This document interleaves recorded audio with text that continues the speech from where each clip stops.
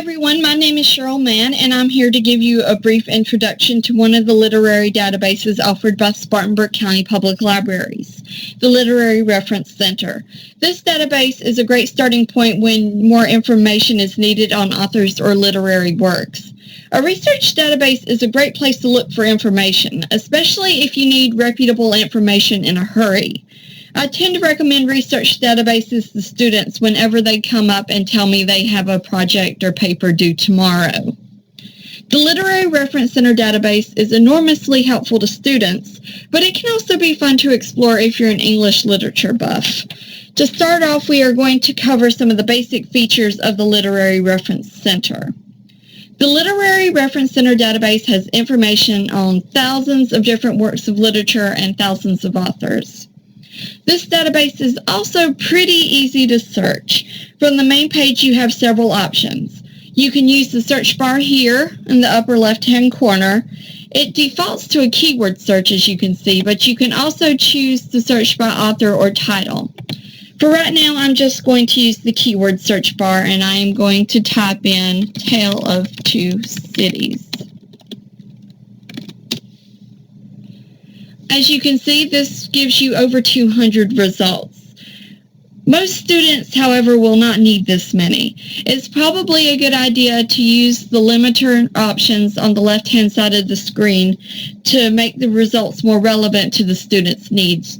For example, if a professor wants a student to write a research paper and only use sources that are less than 10 years old, then you can come down here to this publication date bar and drag it across to get results only from 2006 to 2016.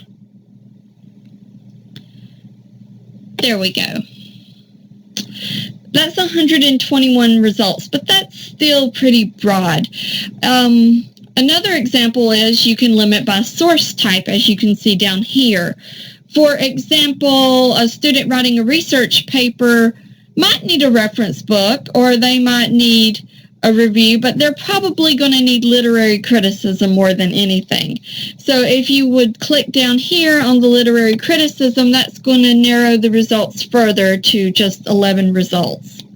If at any time you narrow things too much or you don't like any of the limiters you set, you can come back up here to this box and click the X beside each limiter, and that will remove the limiter.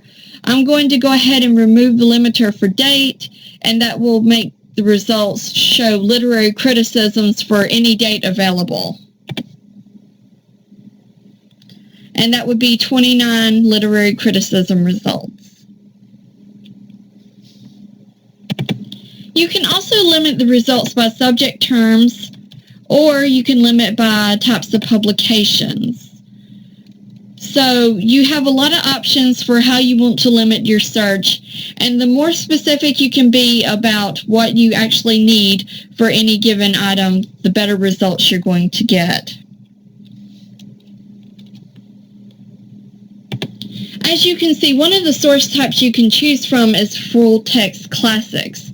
These classics are literary works that are no longer under copyright protection, and therefore they can be downloaded at any time as a full-text PDF, or you can send them to a device, or you can print them. At any time, you can also get back to the main page of the site by clicking the Literary Reference Center logo. So I'm just going to go back up to the top and click the logo, and that will take us back to the main page, and I will join you again for part 2 of this introduction.